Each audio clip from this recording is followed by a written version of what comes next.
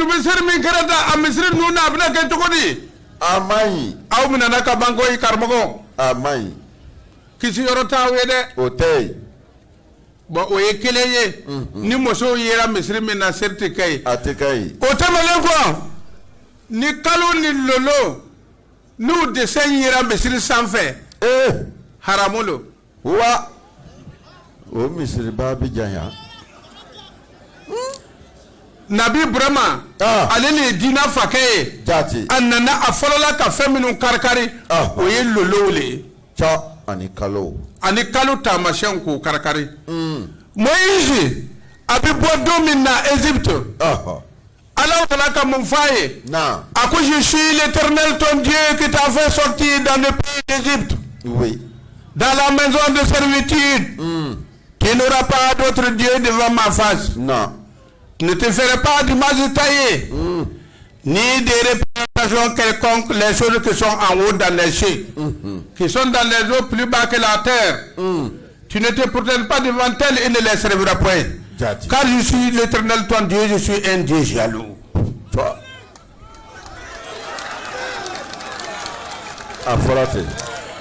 Qui prie l'iniquité des pères sur les enfants. Et qui fait miséricorde de la ministration de ce qui m'aime et garde mes commandements. Jati. Bara Soraya.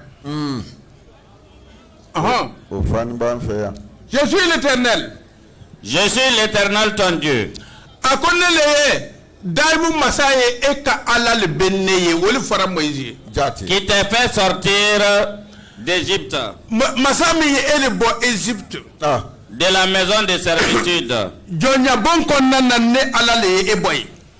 Tu n'auras pas d'autre Dieu devant ma face. Tu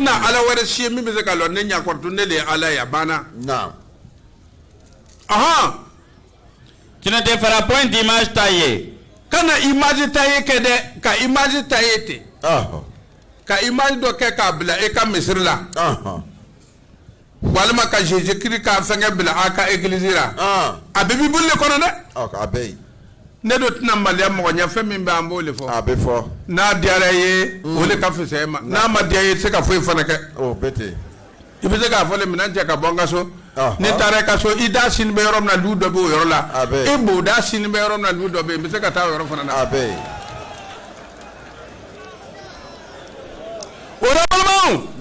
Femina na ambo de fois ambe yorom la sisa na ma to anga forto kalin la nyogo ye jamana bi ka halaki ni de représentation quelconque ako ikana foi représenter sur la main alou kalo sigi mesrikan oyoke kalolo black représente votre religion ya tawrata ko atike ko haramulo atike imawu jini tawrata ko atike ko haramulo awdu bra ko ka to di mata hadu yiwi erjina kuma ne bawo dara erjina ambena do ara do ko tenelo do ko tarta lo ngoyer ta do no yer lo few rabi do newa anyene kwa be dole ankar mo ko be do newa ai utedo ni tara sanga yorra ka diga kuru kelen soro kana none ka mi ibita jani me kono e be do newa atedo anade tedo etu do ide few malmo na anu te do foka do to e koy la karamago ju fara pew karamago mako sara pew korna baym blan mbu fe utafle fo hadisa ala korna baym blan mbu fo ti barakanai utoke fio bible blan bay Ancien Testament, Nouveau Testament, Blanbe, Ako Bukari, ko Muslimu, Adobe Korna Kornana, Lokele, Saba Simasi ka Barukene ala e ka hadisa la rate, Ate Korna Kornana. La. Ado Koko, Krai Barukene Sahabawe, Ala Doko, Krama Barukene Sahabai. Amake. Ai Bibruta, Wole Biche, Adisa Quinte Che, Feu. L'Ancien Testament et Nouveau Testament, les trois livres, le Coran, Nimbe Awasade, Kosara. Korna Kurawara Tijigi, La, Korona min tudiran fa adama ma. Jardin d'Eden na. Kana di Nuhuma. Ko korna kilin senzen kana si alakrama. Okera. Alu kana yelma ka bamba worao. Be ka sig hantara karange kweti anu ka foi kara wara maka itara arbukan ne kara. O konlo. Itara munafiku ka kan ne kara no te korna ban fa yado. E ma boka to yawa. Abeya. E bora ka to i wole karan ko jigi ka soro ka wuri ko be ta ka ibta mun karai itara arbukan ne kala arbukano moko tromper karan itara wole ke jati des choses qui sont en haut dans les cieux. À quoi les choses qui sont en haut dans les cieux, la lune, l'étoile et le mois de décembre comme c'est kanwa. Voici la Bible dit korna yere ban bara ko min ban bara to ko min e le duka carbon aka ko chende oui ko soro de ibere birni ba ko Allahu akbar anu bla korama anu tibe lolo ane kalo dessin komoso lera cha anya yele komoso ka bon ke ka mo ka gbe kalo dessin de lo dessin ko bla sanfa awre no ba bla ka metruka ka ke komo boyi aduka anugo komo tigi den koro nege anyanka komo bila ka tuga ko aka tuga ta anu ka mena unta ko bila ka misirula nganu ka mo che ka mena uno anu te komo den koro mo go lewa odo o ko so namba fo amba biefo abefo tanai eta kuma kan qui sont dans les eaux plus bas que la terre. Ako femi mbe duguma korokoro ako no December aka misirula femi mbe duguma korokoro aka na bla aka seriorula Tu ne te prosterneras point devant elle. Ako kana sujuru yere be anyafe Et tu ne les serviras point. Ako yere le kana mara ko kana mara le fiep Car moi l'Éternel ton Dieu. Nabi ka ala idaimu maza. Je suis un Dieu jaloux. Ne ala ka cheli ya kabonde. Qui punit l'iniquité des pères sur les enfants. Bara soraya. Ako faw ka borojuru sara. Ako mbasara udeuna. Jusqu'à la 3e et à la 4e génération de ceux qui me haïssent. Mogos groupe saba. Foka ta ce groupe nani sadi sanke menani. Ya pamu. Autika kojugu meke ko mbasara udeuna anka jiya dona anga ni vle dem balamam. Ko sebe. Na ma yoro korse amani de. Amani de. Wala wala. Ako. Ne ala be cheliya. Ebita do ludo kono baso abie fato. Ko sebe. Obey. Ambo luto wole ko la famille fou. Jati. Famille fou mo ko le wulu. Obey. Muni ya to kera. Alu ka chokoroba korodo temena. Aflana wala ma sabana. Karabogo tuno. Na. Ayewoye na walde nyima mi ya bi fawurula. Ya de babe karmo ve ni ma korsi mbi fawura ngoy na fawuri babi elire. Fawurna. Konde.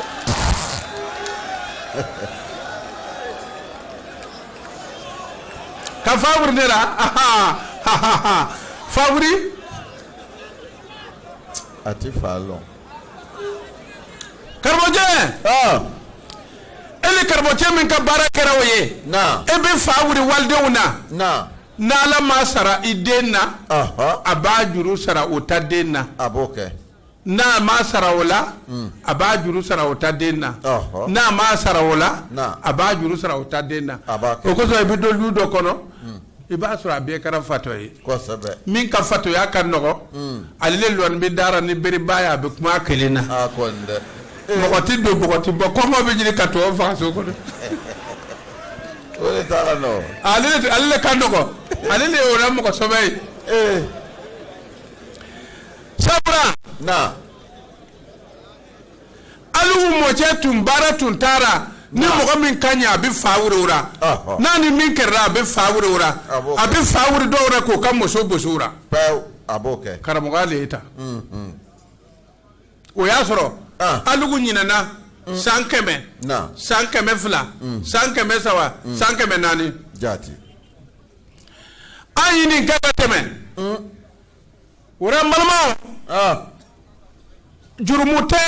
min be de usoro la harade nga afai walde utora akwale ba juru sara ora abisara amake baraye akerai ibita do lu kono ebi bogodo so tout le monde est pauvre jati dugulu belu on be ka nyaka wulugule toyi nu e bara nyine nu ko kana bara o talumna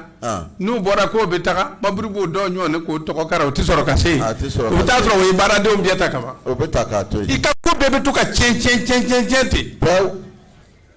ya famo ebo ye mo ko do orate obey o ka lu ko nana fabi ko nana mo kelen dro pe da alle be keme segi soro kalura no te to si ti foi soro yere abeti Kongo yere atokora fato ya yo ale mainde fande ya bi biara to ti bara soro wodo hakili o kadi nu do no bi kala ga kata me atinya ibo ye lu do kono c'est l'uniquité abeti ebita do fe iba soro olu bella jeni mimbe en bonne santé ale le sengele ni jati no ta ato bies yoro bie karakale do ko law ko kan ko nyaw ci o timenga sengele ni le be de ka boka ta don soro ato fo so ni takula te kana du ma bani mi ka ji ça c'est l'uniquité awtana ju amade ko so faaw mbibi fo abijan to ko bawye ay ni manke pour ka awde ko hede soro ko sebe wole ka sawmata ni te walde fa alati ka den lado atafe mami ne kala enke ayi biblu karanga bat mami jati isigi nimbe dans les années 72 jindo na soro ko to don javara wa akonna nefe ngo ahododi ako luka famira ale koroke mogo sabana koromoso kele nuyi bagi solo be kara fatoy jati ko ale du fe ko kata bagi examen le passé ko ale nana nefe ko ale restaurant be il se sent déjà fou jati ngo e kanu mirala ngo eta be no ya akana sra alongwama mune akwa ale chrétien le ale fake woye chrétien dogmelo ngo bomba c'est problème tara ibita ba nyine kanao jo sonte de bible yere konna na mbena tugo yire da abike sisa eli konte ke fatoy feu ale te ko ye feu atara ba nyine kanao lombe ambese tugo manga doku kono ka bani ala ku ka ke tugo mi bible ku ka ke tugo mi anya kete ka saragata jati tara atara ke examen ke kana sigi ale fe bisigi ni koro nu ya ka kalokele nu fa bi wurula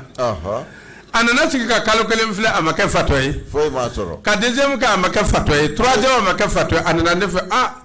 ko ale examen ko ka ali ya soro u be ba soro du coup u ba soro ko est-ce que ko ale bina tote wa ngoy be tote ke fatoy tele mina ko ende fana na ke tumana minna fonctionnaire international jati afake ka nyine ko edundu ka ku kere to ma bie kera fatoy ele masro ka ke fatoy akonde ne do église bie yara ni toye jati akontara tonton Jafar le fe Jafar ke may anne ko kala bi baraka nyoko fe anana kanan soro ako idoketi sere fe yawa ngondo ke juma aka tofo ngo ngwa wakati ko mena ko alele ya fakay jati ko ale mana fanfa dem fanfa be no e bageke o be ke fatole ko ale ka lu fan no fatora jati ango be ka ke o ke ko ngo mo lu mana fa fatora ne er ma fatu ya do yere te ka sigida ti se ko marade ako eje ko ni ale lu ko no to ma bere wuli blam blam ba ale koro ni mingirina ale be nyakere bo ro ta sigi akonde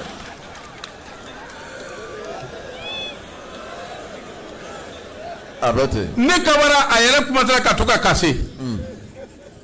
ngo be ma bibuli ka ko si ko ale chrétien le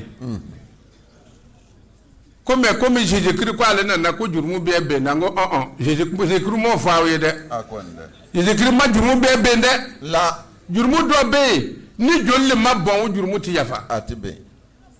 ngo be e ka histoire jumane i fa o ta fa o foye ako ko ale fake o ta fake saba ko le worwa be anze dagome jati akwati na jama tubado kwa bi fe ko kam mo da vinjori ka kurumburi aka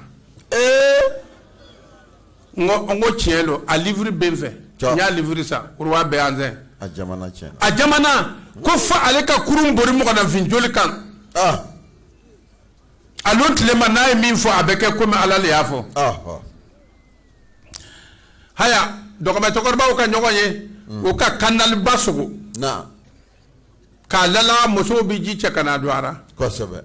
sisa ko fo jinya ka wule ni mo na vinjolle ko lu ka moche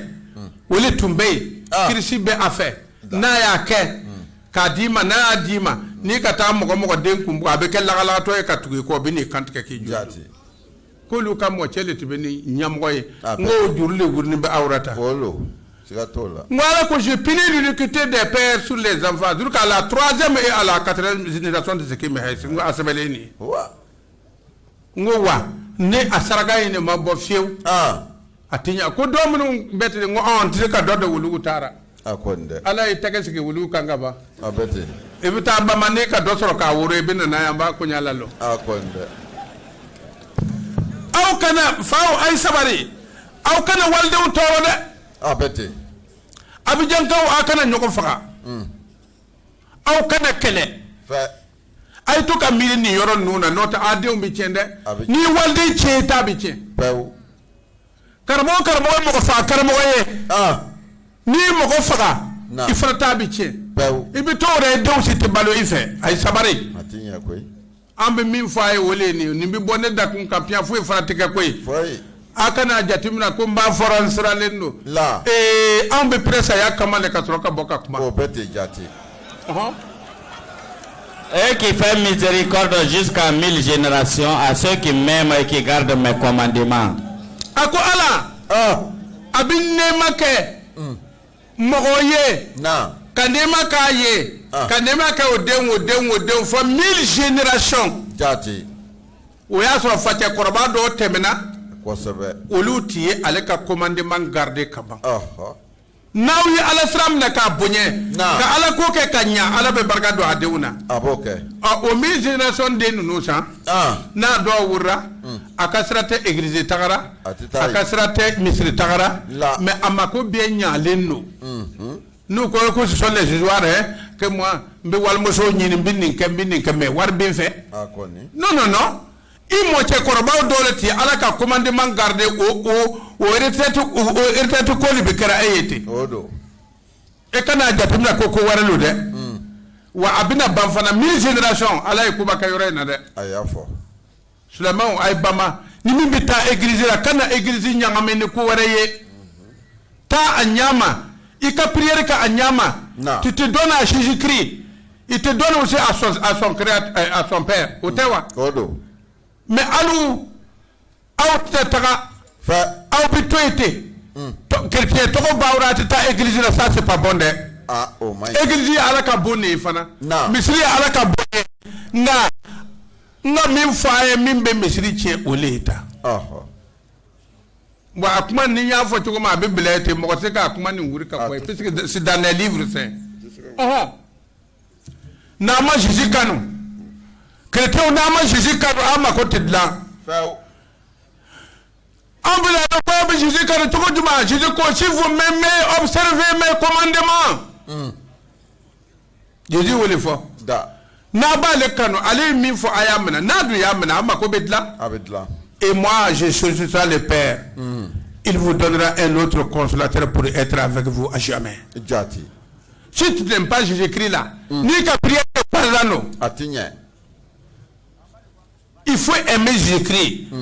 et ses commandements ni ya pratiquer imma ko benya mo ko crédit do erjina kono ay burka ba koro ale yerli bido na jaan me kono te sira tola erjina billo lomna chrétien tew atay sula metew otay e ba lo ro lawa faw ibi do ina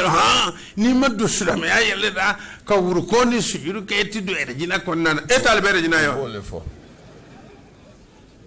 il faut que ju nogol ni o tumba lo ro la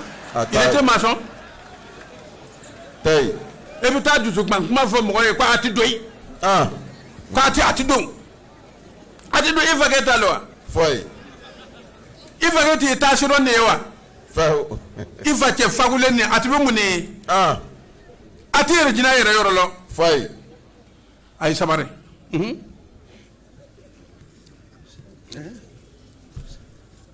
Voilà. Malma. Ah. Ay sabari. Anga tane alaka kuma kawye. Na. Anga baraka ne alaka kuma kawye. Note mon père a tiré qu'à supprimer la meilleure a tiré qu'à supprimer. Amina loyo ma surtout maïda du kono hayam binan an wolo wala hayata. Surtout maïda karamo bunu be dibeda yalo karamo ko namaro to tinna be kansa. Abillo dibile na. Non aboke. Ah, combina karamo cheni korabo. Ebe ne ka korralo, ne ka korra ma be ere complet. Ah bete koy. E ka sigi ni koro ye dibire. Ala ko chukodiya anjalna ilayka alkitaba bil haqqi ako na Muhammadu ni korona jigi ka di mani chele musaddiqan lima bayna yadayhi min alkitab korona nanna korona ko ma ko bible che jati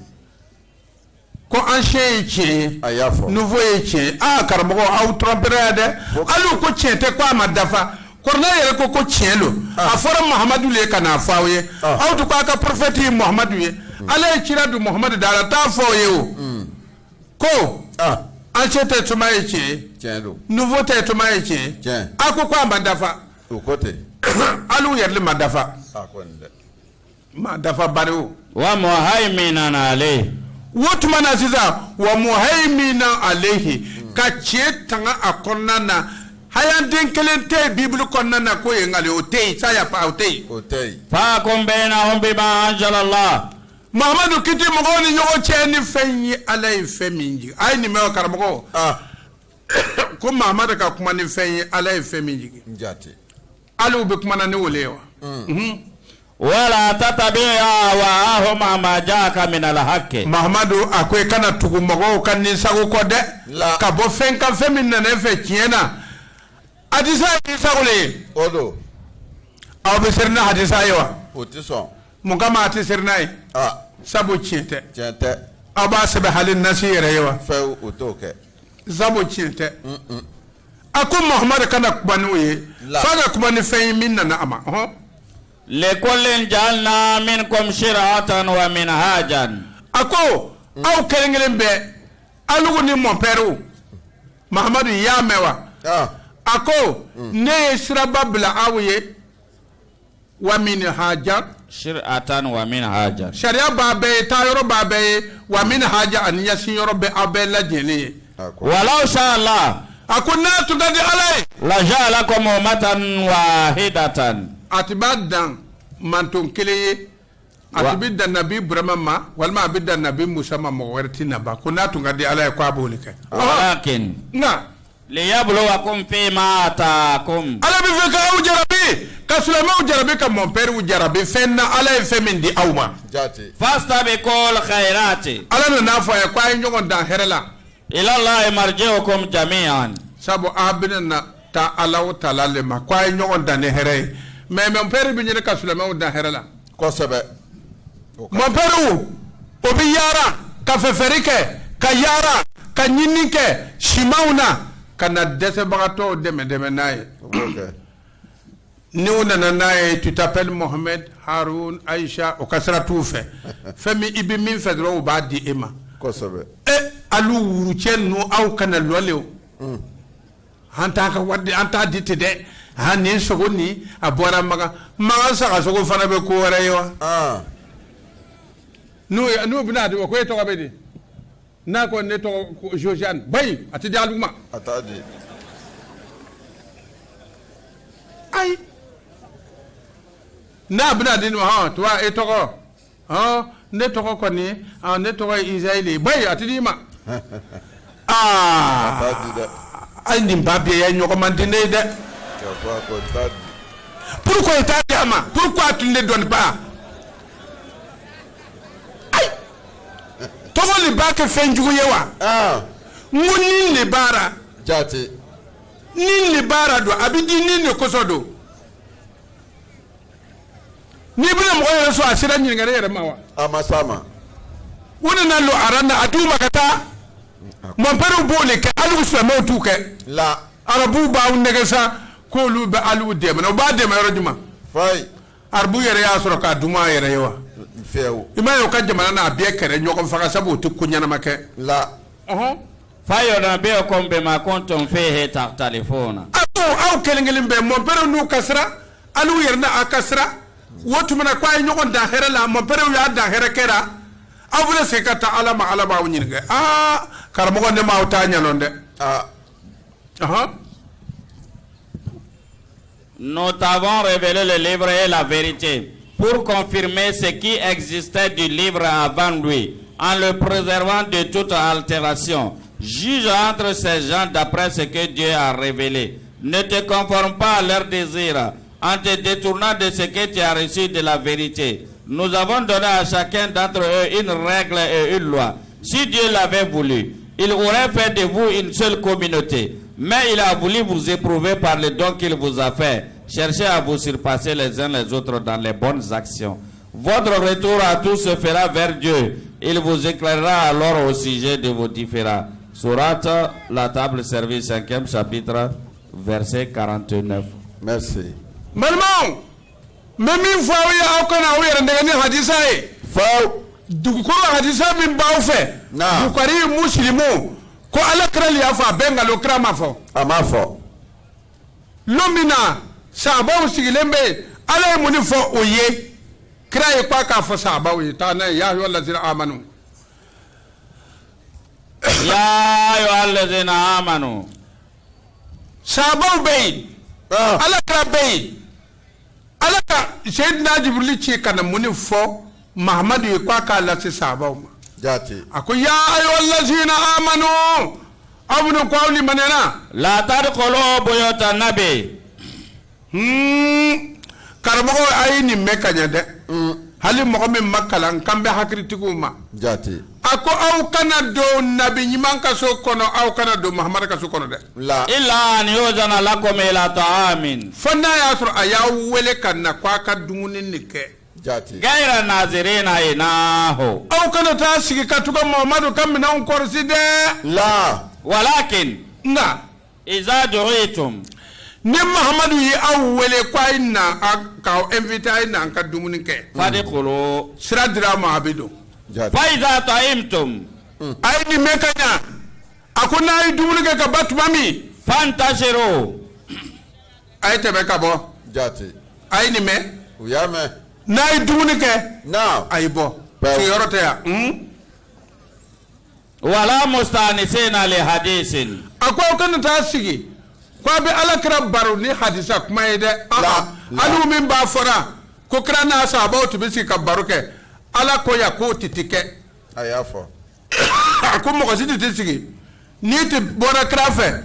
etiti do yere na ya wuri kwa ka dumnu ke na dumnu ke kwa ka tema ka bo ala ko ya kwa kana sigi kwa baruke na hadisa ra de feu inna zalikum kana yuzi nabiyya akwa ubina kwa bisi kana baruke na ala krae kwa be ala kra toro fa yasaye minkum kratu be maliya ka fo awye wallahu la yasaye min al haqqi ala do tim maliya awachema ay dumnu ke ka ba ay wuri ka bo suwa jura mo ko tikana sigiya akon wa iza sa'altumuhunna mata'an mena awni nga sisa sabaw wotiti do ala kra ka su kono ay mais nuti ni ala kra tu wole dumni na ibalo kra yere tu wole ka baruke la atubu wole la ay nan ka dumni ke ala ko nay dumni ke kwai bobo kana ski ka baruke ala kra fe ayofo ande ba awni nga sahaba no yi baruke tuma juma ne rakana to ka aka to kana fo misrila ko sahaba to yi baruke ala kra fe ala ko ya pati tike ala ko ko atumbike ala ko atitike ala ko atumbike yo jumena atike de bidaka unya unyi nga karamo be mo mabo mo de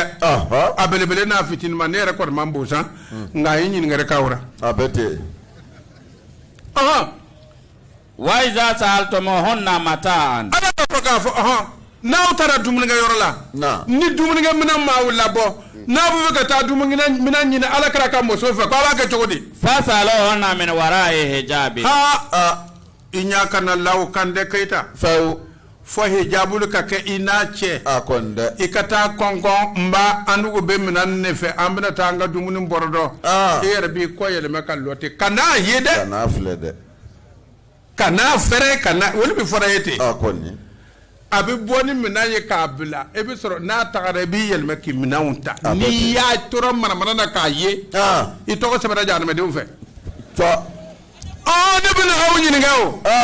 o don ko o ye baro min na an ba Aisha tura o dɔw ko sahaba dɔ ko a ye kuma dɔ min an ba Kadija tura o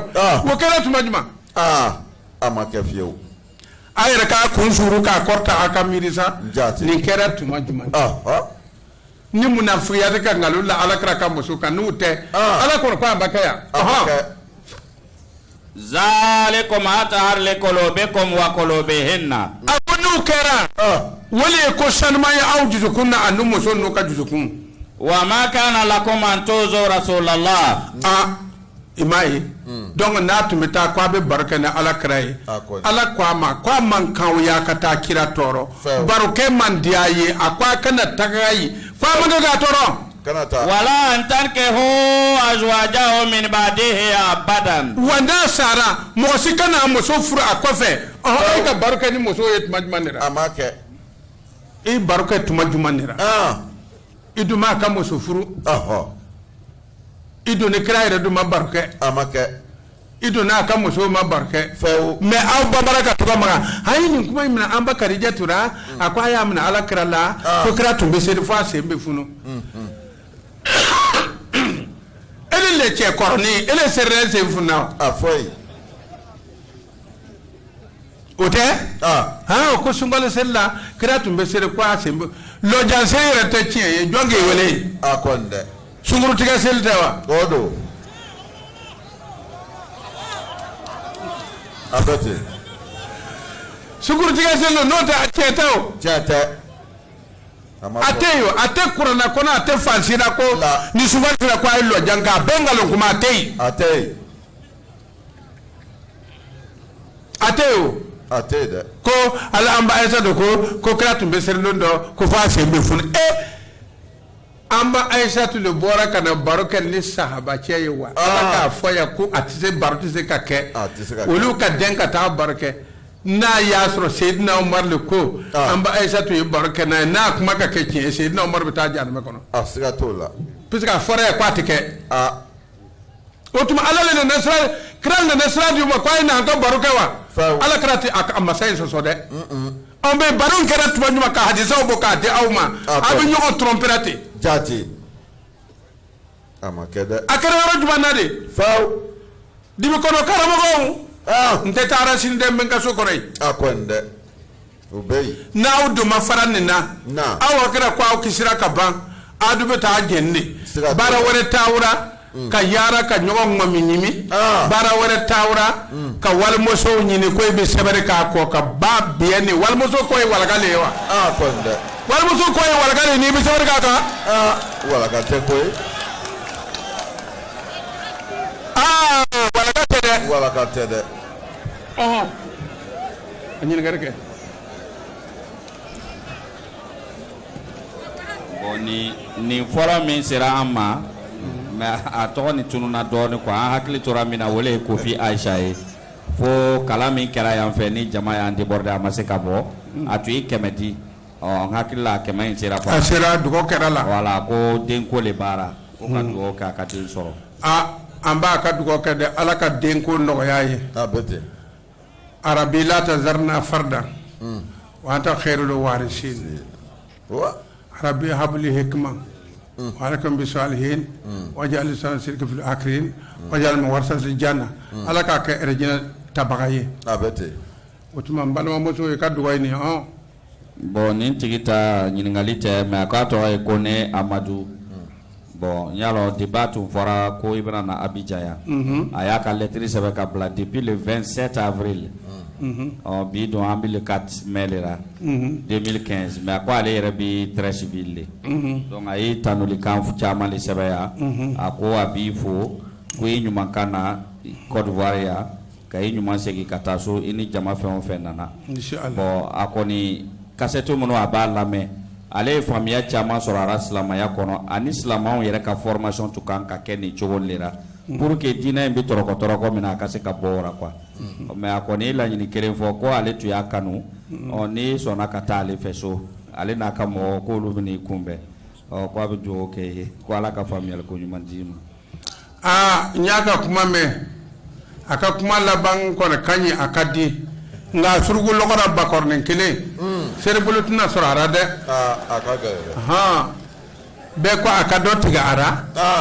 seri tɛna na ɲɛnabɔ dɛ. n bɛ dugawu k'a ye a n'a lumɔgɔ ala k'o sabati a ka ŋaniya sigilen bɛ ka ne kunbɛn a ka du kɔnɔ a ka ala yɛrɛ kunbɛn ye ala k'an dɛmɛ.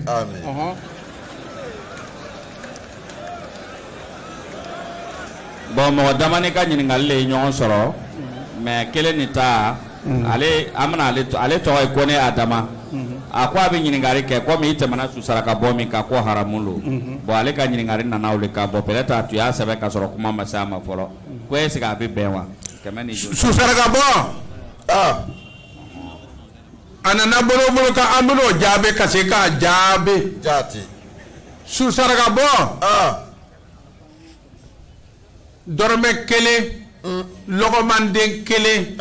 tigɛra boriɲa kelen tɛ se su mangalon kuma la a tɛ se a bɛ nin saraka min bɔra ten a tɛ se su ma dɛ a tɛ se saraka min aw bɛ se k'a bɔ an ye min sɛbɛnlen ye ni mɔgɔ sara a bɛ bori fara ɲɔgɔn kan ka taa di a ka mɔgɔw ma ni juru tun b'a la o bɛ juru sara ni dumuni tun tɛ yen o bɛ dumuni san ka bila nka alugu b'a kɛ o a tigi salen kɔ a dɔw satɔ juru sɔrɔla hali ordonnance ma sɔrɔ ka san o ka ca a salen ka lu lankolon to karamɔgɔ bɛ taa don ka kungo la o kunna o b'o kɛ ko ka nin saraka ko ka ŋɔmi saraka ko ka bagan saraka ko ka ayatala kursi kalan ko ayatala kursi siɲɛ 11 ayatala kuluwalaw siɲɛ 11 ko ka bɔ a la ko k'a di file ma ne Jafari ti n ka baraji di file ma fiyewu file a tɛ di file ma n'i ko k'a fiyɛ o don tɛ sɔn baraji yɛrɛ sɔrɔ ka di le wa mɔgɔ bɛna sɔrɔ k'a ta k'a di file ma wa a yɛrɛ tɛ s'a ma a tɛ s'a ma o tuma na sisan karamɔgɔkɛ taa ni kɔrɔnakɔlew ye saraka bɔ ka an ka kuma kan k'a tigi a joli furakɛ wa an fɛ ko mimma razaqnakum a ye mɛnni kɛ ala ko k'a ye nafakati bɔ fɛn na ala y'aw garijɛgɛ fɛn min na min kabli k'a y'a kɛ ka kɔn saya ɲɛ dɛ an yati ahadakumul mautu yanni saya ka na aw ma a ye kɔn ka saraka in bɔ i y'a faamu yanni saya ka na aw ma wa an laysa lil insana ila ma sa'a wa ana sa'yahu sawfa yura e bi saraka bɔ i yɛrɛ ɲa k'a ye k'a to i bɛ balora ka hunhun kɛ yatimɛw na ka hunhun kɛ filiyatɔw la ka hunhun kɛ dɛsɛbagatɔw la n'i ka sa i b'o de sɔrɔ i ɲɛfɛ taa n'a ye dɔɔnin fayakol i kana to i bananin bɛ ka latumana min na i jumugukɔrɔw bɛ bɔ bɛ jigi tigɛli bɛ i lanuni ma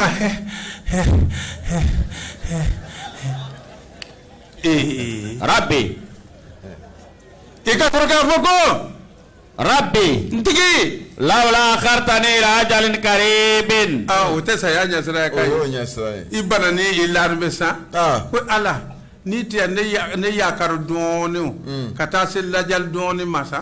o tuma na wa sɔrɔ ka fa saddaka wa kun min as-salihin o ran dimina saraka bɔ ka kɛ mɔgɔ ɲuman ye ala ko i tɛ b'a bɔ ka kɔnli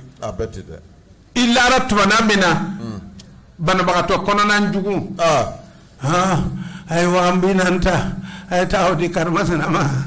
a ye ɲɔ wɔɔrɔ ta a ye taa di karimasina faga farana a tɛ di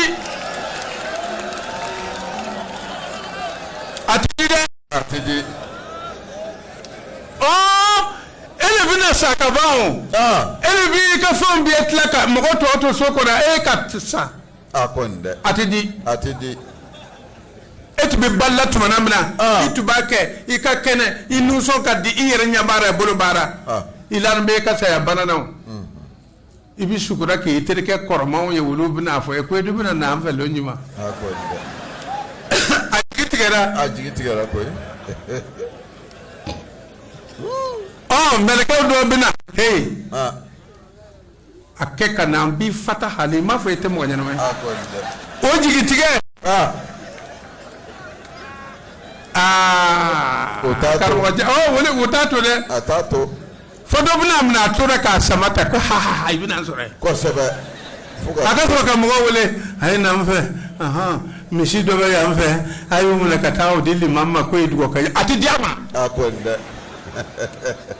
Liwauti du ko foi ke ebe fagale titi ko nyere make. Ambi limbila demiso ni mo so ye ko balo. Saga. Farana to ko bajugu. Atidi. Eti sarga boni buke tote. Ala kwatike Atike. Kami ka umi ke mo ko nyima ye kwatike otumate mena. Kami ka kene tuma mi sarga bo. Jati. Do sege ni be ya mfa ibitason. Do saraka de maya to tashi mandama. Abeti. Kana duku ka ke sarga ide. Ta dama. Ala kama. Ni tarna ka ko sarga nya laga to no bata ka ke sarga yi. Oboke. Ka abose ka blasa. Karmo ko bena zege. Jabana nawa. Obofo. Amena yashi kala do ko amena korna kala ngajigi. Ka bo abara jira ka di suma. Ala ya fo ko yi barji sorere wa. Akonde. Ngoyere ba kara saralera etina ngomile dumwa. Akonde. Mobi yimi saralo. O be soro ka atlatla sa. Karmo ko mesendo tan be furga champakala ni bo lugura. Foyti di wolu ba ni wolu len ke dorme mu gante. Abeti. Liman babe soro ka tuka doga subata do suba mana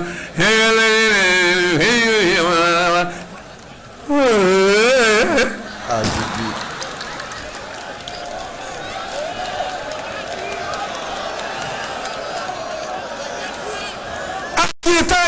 Jata. Dalawi rama wala fi ala kala nyana Au maka. saba site karmo site nu bahire ko ala kala ka saba do fara ko yi kurna kala ka jira sangana ni kurna kala ka jigi ibi taratla ko na jigira tumana mina meleke ubi fa ke ni nga ashiri ya kele mera Oboke. jay fa ke ti so ni mogatu kalama nu be kurna kala na te dugole karaywa Naam. asharuko asharaka fakata wadi ya homa meleke ba ku ka sonche manna musulman buruti edo te yeso nyene ka itama soro katike ando bana ko nyaka chodi Wuli. e ba ku wuri fakera Abe wuli. dotara seo ajani wa jani afajidu kullu waidu miyata jilda ko jere ga ba chama na muso ko abo boye ko ga merka ba wuri edo te wal mo so nyina fokara se sama eta juche ko mi na ka chodi mata Akwani. Abe buwale. karboje e ga ko jugo se fa abade Akwani. kulu ala hadu ni ukala o kulu ala ukala to meleka bi fa ke joso la wuri ja jode ndo te ba fe awa ko kulu ala hadu ko ala e kelinye wotuma ele do tibe joso o do ba itlo ta karankan na wuri ka sigi ka tege bara pa to ko ba takala ba nyang ma misa or ke ni meleka yi bugo idi bi kasira olu ba ko be yera lalle Akwani. akwai kare contrôle de wala ni akira la nafsa ni za ja jaloha ala ko kini yere sege ni sa tuma sira ni sarga ya bi yere bo kwati na nya kwala kwati ni yakaru na la jalna na kwati yakaru Atike. wallahu khabirun bima ta'malun ala le dugule masa anabi bara min kera suratul munafiqun munafiqu ka suro ko abe yende donnez à nos monnaies une partie des biens que nous vous avons accordés avant que la mort n'atteigne l'un d'entre vous et qu'il ne dise mon Seigneur, si seulement tu m'accordais un court délai, je ferai l'aumône et je serai juste. Dieu n'accorde de délai à aucun homme parvenu au terme fixé par lui. Dieu est parfaitement informé de ce que vous faites. Sourate les hypocrites, verset 10 à la fin. Malmanga tlotenina sarga bobe korna kono nga tlebina ni tei tle wala tei a sebenente korna kono chete tei ay ma ko ka bo sarga bobe ke su sarga tede ay ki tu ka kana ka sarga mo bo kolo na no ta su sarga te fansira anu karmo li yalle la ka to ka nyimin nga ye no ko ka bo karmo yo korolo ni fo fen dia do kono mara imbele kilimbi ci lara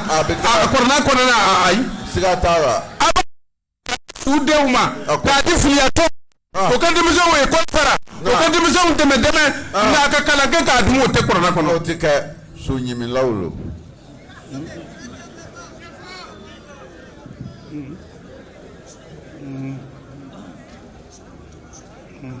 Bon, kira minu nana mo minu ye warti ni mu to fora ko solo ani ali solo ntai keme fla ali tai keme nani. Keme fla fla tiku keme tiku kere nyama ko ka de ankara mo ma ka duo ko o kala nyini kora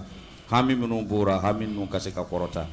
o ura ko mi kalan kan ka ke chogo muna programme no mo ban fe Abidjan yere kono ya o représentant ni organisateur munu bia amna na micro do ma o ba be nya fo awi akan ka teme chogo mina o ura no karate baby information soroya baby se kati to nyon fana kibare yara ko min ka to kan ka ke kwa comme akara moya fo chogo ma anti tarashina ire titarashina ngana inshallah ma ankon bana tasa antena toya salli ala malma aisi ayakiri sigi akara sudo ka burkile mbo kelema nan tlara ambi dugo kere ni ka oye tere prida don bana kuma ayere bana ka kuma ka oye dondoni awa don manyi mo kelindara ekelembi donga ni ma mo wore kara donna ni sara lo mi donga bakati soro ha ti soro ko ando sigin be ka saya wole kono halna wakati ka janza an sigin be ka kono akato ko fefo gasan arna zie ay wa kelendi anga organisateur u makase akwa bora kasa kere nyama ko ankara mo ka duo kai ko ma ya fo chugo na question munu nana wati munu blan be na ngom na question be jabi ambiso ka 3h du matin al 4h soria on a du fora kwa yere ka sigi kwa nga jabi ni nyonga info 4h ya la tina dabande ora question nu sera chamanta jabiran karamo ka wajulu yere kono a date mana do taka kaba o bodo ka question fara sera to tutaka bon an yere ko ni to mana question ka an fait Burkina bitene question ne hal na kan sa an ba bla grefe anti a question ni fo furu baraka jabi no te question fe na beta sera i kone adama o jamu bia to sera beta nana comme programme min be ka di non na programme mundi question munu bia na bana se ka jabi o programme nun kono amana na fo aw jana salli ala muhammad programme di bagaw aw kana janya ko jare tayni anve anga dugo ke da kurunya kele note na ko ambanye re blawra tinya me ala be akanga nyawlo kaba kibara minu be ka lase ni ala ye sini dama William Civil Terembala amena nyon soro yi jeudi amena nyon soro abobo mais ni mogo min ba fe ka gbere ka se ka fendo famuya mena do chogo juma CCGT kono komasiya na nana akim fe alele anga parenye awa alele fana nyanga karamogo cheya alele be karamogo présenter en fait a yere wolo dine anto be ya kalandin a wolo din flana min be ay sabere karamogo che wuli ko fe akoroche Abdoulaye alebe Burkina oh lo ka futu kelenta bebe wala nala kasinira ana demain à 20h30 au grand terrain de William Civil Inch'Allah jeudi à Abobo complexe sportif. Celui qui veut venir pour comprendre qu'est-ce qu'on appelle CGT, est-ce que c'est pour tout le monde ou pas, tout le monde peut rentrer dedans si tu veux rentrer. C'est pour connaître la religion de Dieu, pour te défendre aussi, c'est pour tout le monde. Amese ka mi fa nyana wole ni kuma si ya akim dogonite bi mo sila ni fana ni ba fa amese ka numéro dima ni fa ka wele ka information fama ame numéro kelen dima bi sina mena to dima 77 93 00 63 même ni question bi fa bi sika fam kasika ka ba fam 77 93 0063. Merci. Bon, aya keto. Question presque papier nunca. Abeta papier duru woro nyona. Question kenbe juma kalo nani na lo flaka. Wala antobe mu yankara mobo o keda kurunya damani. Famia ka soroka anga soroka wuli ni kenani ka sabu kumashi ani William Civil. William kumashi ani abobo aflanche kaja. Abse ka kemunu question nundi otina ta o kala nuna me question ni nafa na an intérêt mo kan ka soro. Fo anga doni fo aka wati koni sera me ankara mo gare ba fa mo ba ke chogomi. Ora amna na ko question ni jabi ka soro ka ko to kunje. Alhamdulillah. Ati ko di. Bo ati ko ay tlo majo ko juma. Yala allo nani kuma le tien wa obe lo fla ko parce ale ya me ka cassette bera ni juma kuma nana doro ke ba fo ko juma be se lo nani ko ati se lo fla sisa juma le tien lo nani ni lo fla ay lo nani ne tien mo kelen tede a question ka cha ko so be juma zali aw be ka ko do le nyanga mi nyoko na woli ya o sege o kon alu yi lon to ko le taw ko le ke serni jati ni ame ko juma ngolon to kolo mais tene lo ka ser fana jure nani talata ka ser fana jure nani araba ka ser fana jure kat lamsa ka ser fana jure nani juma ka ser fana jure nani abi mo ne fait. Qu'est-ce que vous voulez? Wotuma awtara lon to le tako ke seriye wa jati ulu fetelo aw ko ko lo flalo mais ni mo min tara kata so limamu sella ka ba abi jole ke nani mais wo juma lon kelen tewa odo o serfana kelen tewa odo mohamed fana mata soroka ta jumana no tora sokono moto ne demusa ni jon olu be jojo le seri nani tewa me adu mu wadle fetu akon alu nyabara seri jumane be ne mo ko be seri ki nyaade tlebema oteyu ngo haramulo o kallo fla yi sunna le farda te koy donc sunna do te se ka farda wuri ka boy ati kwara o ko kutuba lo fla ko le lo fla don nta o kutuba bi sunna yi kutuba se ka sunna wuri ka boy ati se o te ka ke to ko sira ati se basite ale sunna min fana fla ne anana fo ko ka ke alu be sigira ka anya shin alkaba ma wote limamu kelen lora ka anya shin tlebema jati alu ka nana ala to ka sir ka anya shin mi koron kwa ka anya shin koronera jati ila masjidil haram na ya soro lo kutubani ne lo fla placita avec un chogodi obesere ka nyaade tlebe limam kelen ne bakara auto o sigi lembe o koni aka se woro ven kona mamu kwa ka ladi ni limam yewa o fara limam kelen no reka nyaade tlebe anu ka sigi ka nyaade corona limam kuma na kata sunzuru ka guri ka kuma kata sunzuru ka guri jati ko le ya le kallo aflai nauna nallo na ka ketu Allahu akbar kallo afla keo ko taga ta far sunay kan wole ale ka lo nani yo alu ka to fla fla be rojme dote ulu fede alu ma doke de foy wa abi zero le akoni chete juma lo ser fanalo juma wo ya lo togo ye a ser fanati be fiye ala ma ser fana be ka bombo kan chogoshi fo ni sara akoni de ale do bo sirra yoromi na be kele la guerre lo ba gwenna aw burto ibise ke kasir kefla parce que kele gbanna kele lo juma lo joni ya kele mosi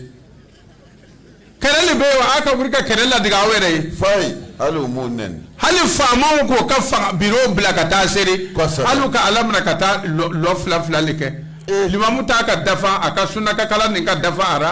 wotuma aka yire ka foko ko limamu ta alu ta do ata lo flan bemi utama dafa de limamu min ka alu moke alu ko fa wallu wujuhakum inda satra al masjidil haram ufara kuni mo ko bi seri tuma ni seri yere nyima no de wotuma na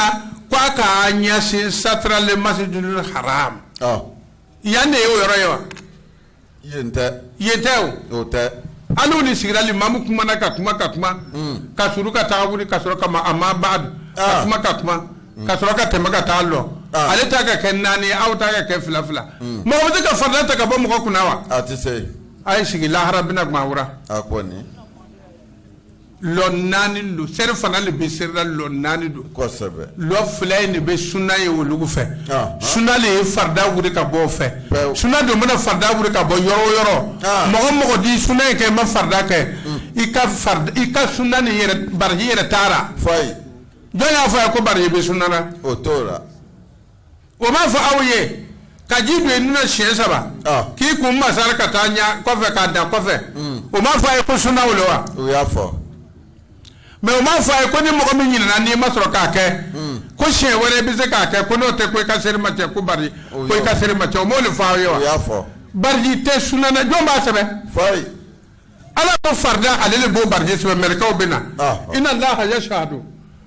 ala tara ko abi sharia lakin la nga ala tara sa yashhadu bima anjala ilayka akwa abi sharia kana ay minji kana di ema anjala ho be ilmihi ay minji na ka doni wal malaikatu yashhadu akum merka o bo sharia wa kafa billahi shahid yi watara ni ala sharia nyara o kera na bi farda le ke ala ko ale woli jigi dole hakira ko serima wala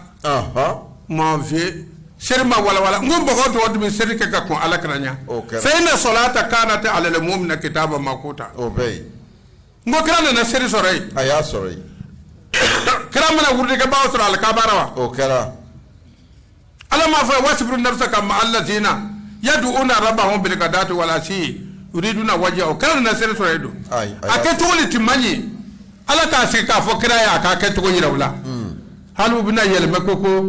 aw bi lo fla ka juma te lo fla de juma yi lon tokoli afarda be mi ya ayu allazina amanu akwa bi ko li manana idha nudiya li salati min yawmil jumu'ati kona wele la ser ko so min yawmi de juma lon na lon tokolo do akoni fasawe ila zikrillah akwai tilaka ta alaka to fo ka ceya alon wal mataw kada aw ka do ba ka sirra wa zarul bai'a kwai sani firi dabla zalikum khairun lakum in kuntum ta'lamun wali here aw ye na so aw balo kwa ka ta kalma de fo juma lon ka kalma la ka bo lombe ta kalma ye o kuma ndu be fo to kalma be fo to de na لا إله إلا الله لا إله إلا الله لا إله إلا الله لا إله إلا الله لا إله إلا الله لا إله إلا الله لا إله إلا الله لا إله إلا الله لا إله إلا الله لا إله إلا الله لا إله إلا الله لا إله أقوى كتاولي فو نعم muso bi to so kono nga aw bi ta do ko tahiyatul masjid o te korona kono o tay abe arakam flake ka tiga do nimbolo ka so ko nyalo la yere ka ko yakara chogole una na belawa pa tara mo to korba kuntan ta wala ngani e wala ko ga ta se be mo ko korbo kono ko ga ta se be mo ko korbo misri kono na jongi wala ura akonde utara utei utuma balman jumaka kitiye ni faida kodiyati salat ala kuna utala salla fantashiru fil ardi aw ka yerge duguma korola wabtagu min fadlillah kwa yinninga ala ka fisama diana ando na korna ka tasoro donno alum bara wala fuite ka abilon ne nyanyini wazkurullaha kaseeran comme ay ala ka to ko foka chayade la lakum tuflihu pedete awna kite aw koni Allah la ilaha illa Allah la ilaha illa Allah Allah la ilaha illa Allah Allah la ilaha illa Allah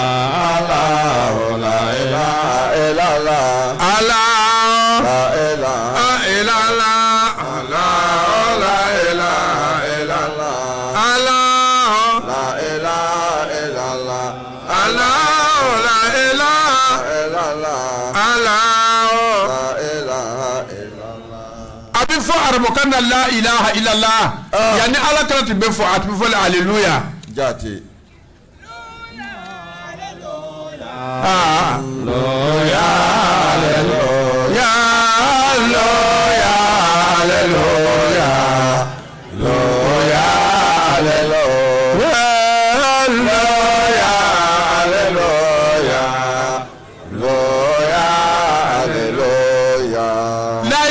la foto korman ne te ebre kono hale ble chrétien ba fora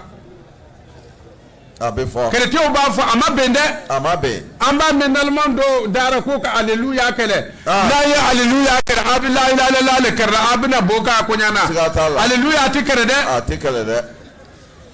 ala ka andeme amen tera zakari ay wakelen di ko kana jankara moma kadu ka wakelen sera passé amba fle ka loti wati tan be sinita programme kama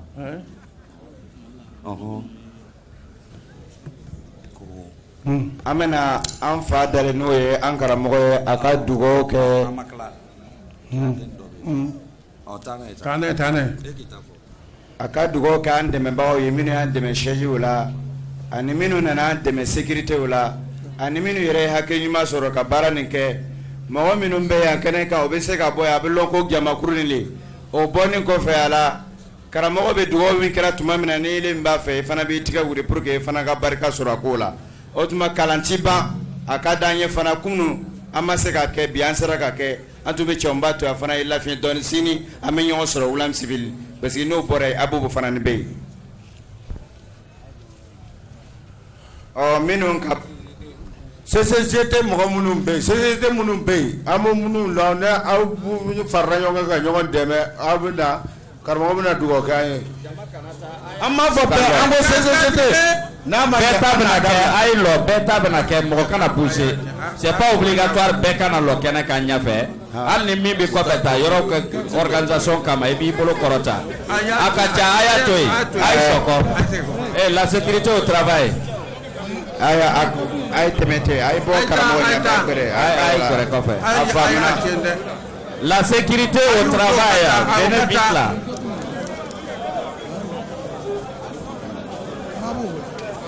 a ka ɲi o ka segin a ye segin a lɔra a ye taa a ye bagan ka hakili sigi aw kɛlen ko ka baraji sɔrɔ a kana ban ka jurumu kan ka dafa dɛ a y'a hakili sigi i sigila o i taala duwawu min sɔrɔ yen i ye fɛn min kɛ i yɛrɛ de b'a lɔ Allahu la ilaha illallah la ilaha illallah Allahu la ilaha illallah Allahu la ilaha illallah a tɛ komi an bɛ wolomani kɛ la dɛ a ye sigi a sigiyɔrɔ la bɛɛ bɛna duwawu min sɔrɔ n'Ala sɔnn'a ma mun kɔrɔla yan o mun bɛ kɔfɛ o bɛɛ bɛna duwawu min sɔrɔ n'Ala sɔnn'a ma bismillahir rahmanir rahim bismillahir rahmanir rahim bismillahir rahmanir rahim allahumma ij'alna min kulli hammin farajan allahumma amin wa min kulli daykin makrajan amin wa ansurna ala man adana waj'al waba'an mansura allahumma amin wa barik lana allahumma min jami' kasbana amin wa hulli uqdal usri ya artaat amin بالله قد جاءكم رسول من أنفسكم عزيز عليه ما أنتم حرص عليكم بالمؤمنين الرؤوف الرحيم فإن تولوا فقولوا حسبي الله لا إله إلا هو عليه توكلت وهو الرب العرش العظيم اللهم صل على سيدنا محمد صلاة تنجينا بها من جميع الأهوال والآفات وتقضي لنا بها جميع الحاجة يا ساتر عيوبنا alaka andeme alaka sawnyanga bon amu sala ka droma kelen di aywa ali be an ganiya ana baraji ba place la karamɔgɔ bɛna bi bita kalamina loya ke duwawu kaye aya bamba ka faamuyali kɛ Allah la ilaha illallah la ilaha illallah Allah